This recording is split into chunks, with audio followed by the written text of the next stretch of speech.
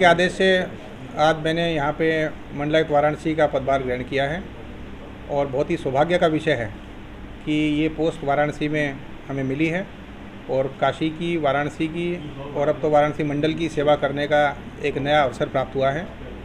वाराणसी बहुत ही संवेदनशील शहर, जनपद और कमिश्नरी होने के साथ साथ एक प्रगतिशील और विकास के पथ पर बहुत तेज़ी से अग्रसर कमिश्नरी भी है। विभिन्न प्रकार के प्रोजेक्ट्स यहाँ जो चल रहे हैं वो उदाहरण स्वरूप सबके सामने ही हैं। अब उन्हीं की गति को और तेज़ करना और जो पिछले अधिकारियों ने जो काम जिस तेज़ी से बढ़ाया था उसी के अनुरूप आगे कर्मचारियों को मोटिवेट रखते हुए सारे जनपदों के बाकी जिलाधिकारी और बाकी कर्मचारियों को मोटिवेट रखते हुए इस कमिश्नरी को और आगे लेके जाना है। और आज के दिन हम सब लोगों ने मिलकर कमिश्नरी में जो अधिकारियों ने, कर्मचारियों ने मिलकर यही प्रण लिया है कि इस कमिश्नरी को हम लोग सर्वोच्च स्थान पर बनाए रखने के लिए प्रदेश में कोशिश करेंगे, चाहे वो जनता की तकलीफ़ों का हो, चाहे वो जन शिकायतों का हो, चाहे वो राजस्व के कार्यों का हो, विकास के कार्य को हो, या जो हमारी स्कीम्स वगैरह चलती रहती हैं उनका हो। इन रूटीन की स्कीम्स के अलावा जो नए आयाम छूने हैं काशी को, उसकी तरफ भी विशेष ध्यान रहेगा। काशी जो जनपद है उसके जो आगामी आने वाले त्वरित जो हमारे कार्यक्रम हैं उनकी तरफ विशेष हम लोगों का काम अभी से शुरू हो गया है। देव दीपावली का त्यौहार हमारे सामने है। इसके बाद शंघाई कोऑपरेशन ऑर्गेनाइजेशन का जो कल्चरल कैपिटल सिटी बनी है उसके कार्य चालू हो गए हैं। G20 जो सम्मेलन होने हैं उसका कार्य है। GI कॉन्क्लेव जो अभी 18 तारीख से ही शुरू होने वाली है उसकी तैयारियां हों, या अन्य प्रकार की जो भी कार्यक्रमों की तैयारियां हैं उन सबको गति देना प्रारंभ कर दिया गया है। इसके अलावा जो हमारे काशी विश्वनाथ धाम का कार्य हो, या नमो घाट के स्मार्ट सिटी के जुड़े हुए कार्य हों, या हमारे VDA से जुड़े हुए बड़े कार्य हों, उन सबको भी और तेज़ी से आगे लेके जाना है। पूर्ववर्ती जो हमारे अधिकारी थे, कमिश्नर सर ने हमेशा ही गाइडेंस दे के हमसे काम करवाया है, उसी गाइडेंस के अनुरूप ही हम आगे भी काम करेंगे और पूरी हमारी कोशिश रहेगी कि वो जिस तेज़ गति से काम करके गए हैं वैसे ही काम चलता रहे। यहाँ की टीम हमारी ऑलरेडी सोची समझी हुई है और पुराने सारे अधिकारी हमारे साथी रहे ही हैं, तो किसी प्रकार की दिक्कत का सामना नहीं करना पड़ेगा। और क्योंकि सारी चीज़ों की जानकारी होने की वजह से अब स्टेबिलिटी और जो चीज़ों को समझने के लिए समय चाहिए उसमें समय नष्ट नहीं होगा, तो तत्काल ही कार्य प्रारंभ हो चुके हैं। और इन सब के सहयोग से और शहरवासियों का जो सहयोग हमेशा रहता है, उनके सहयोग से, जो हमारे मीडिया कर्मियों का सहयोग रहता है, इन सब के सहयोग से हम लोग काशी को एक नए आयाम पर लेके जाएंगे। और जो भी अभी तक काशी के विकास की मुहिम में नहीं जुड़ा है उसको भी इससे जोड़ते हुए सभी हमारे जन सहयोग के माध्यम से और जितने भी विभाग हैं उनके, जो 3 हमारे वाराणसी के अलावा जनपद वाराणसी कमिश्नरी में हैं। अच्छी बात तो ये है कि क्योंकि वाराणसी कमिश्नरी हेडक्वार्टर होने की वजह से मैं यहाँ जिलाधिकारी था, तो सारे DMs हों, चाहे CDO हों, ADMs हों या अधिकारी हों, उनसे यहाँ मंथली समीक्षा बैठक में लगातार मुलाकात होती ही थी। समीक्षा बैठकों में मैं खुद मौजूद रहता था, तो उन ज़िलों में भी कैसा कार्य चल रहा है इसकी भी मुझे पूरी जानकारी है। जो विकास के जितने कार्य होते हैं वो सारे जो प्रगति पे हैं, उनके साथ साथ जो राजस्व परिषद के कार्य हैं या जो 10 करोड़ से ऊपर की परियोजनाओं के कार्य हैं, लगभग उनकी भी मुझे जानकारी है। जो एक DM है वो तो यहीं से VC से प्रमोट होके गई हैं, और इसके साथ जो दूसरी भदोई में DM थी वो यहाँ SDM रही हुई हैं, तो वे लोग भी जान पहचान के ही हैं। और जौनपुर के DM साहब काफ़ी पुराने हैं, वो पहले मेरे दूसरे मंडल में साथी रहे हैं। तो कुल मिला के सारे लोग परिचित हैं। और मंडलों की विकास, जनपद मुख्यालय वाराणसी का, कमिश्नरी मुख्यालय का DM होने के नाते मैं इनके टच में रहा हूँ पिछले 3 वर्षों में, तो ऐसी कोई दिक्कत लगती नहीं। फिज़िकली जाके कुछ चीज़ें करनी होती है ताकि वहाँ के प्रोजेक्ट्स देख सकें, वहाँ के लोगों से मिल सकें, और वहाँ के कर्मचारियों से जो बाकायदा रूबरू होना चाहिए वो तो जाके ही होगा। तो हम लोग नेक्स्ट वीक से इन जनपदों का विजिट भी शुरू करेंगे। माननीय मुख्यमंत्री जी के द्वारा 2 जनपदों की समीक्षा पहले ही की जा चुकी है, खाली चंदौली जनपद उनमें से एक बचा है, उसकी भी समीक्षा होने वाली है। तो उसके सारे प्रोजेक्ट्स हमने मंगा भी लिए हैं, उसकी तैयारी भी पूरी है। जब भी उनका विजिट होगा हफ्ते 10 दिन में बाकायदा जाके हम लोग वहाँ का निरीक्षण भी कराएंगे। तो कुल मिला के मुझे नहीं लगता कि किसी प्रकार की दिक्कत आएगी। सारा सामंजस्य के माध्यम से हम लोग कोऑर्डिनेशन के थ्रू, जैसे वाराणसी की एक अच्छी टीम बनी हुई है वैसे ही पूरे कमिश्नरी की टीम बना के काम करेंगे।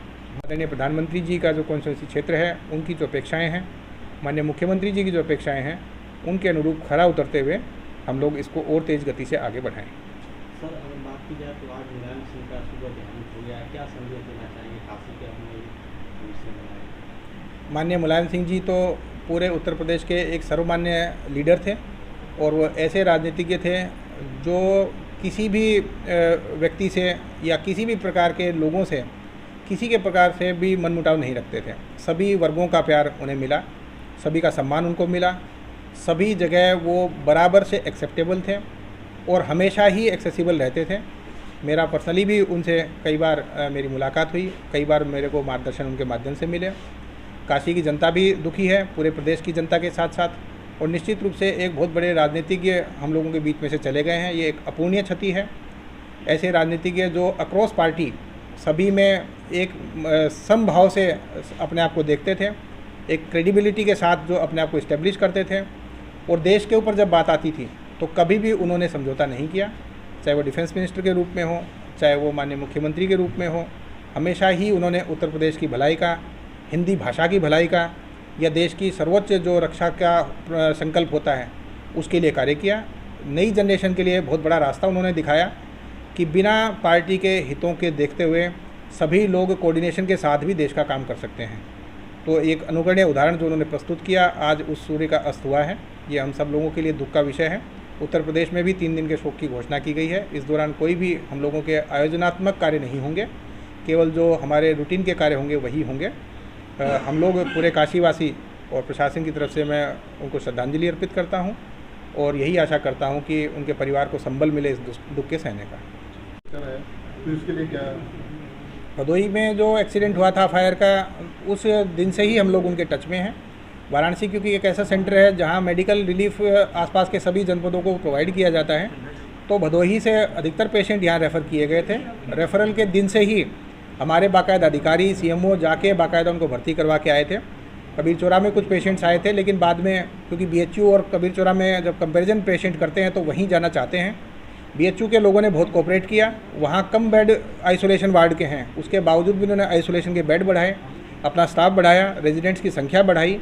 उनके जो ट्रॉमा सेंटर इंचार्ज थे वो डिस्ट्रिक्ट से बाहर थे, उसके बावजूद भी सारा कोऑर्डिनेट उन्होंने किया और उसके बाद से लगातार हम लोग उनको ट्रीटमेंट दे रहे हैं।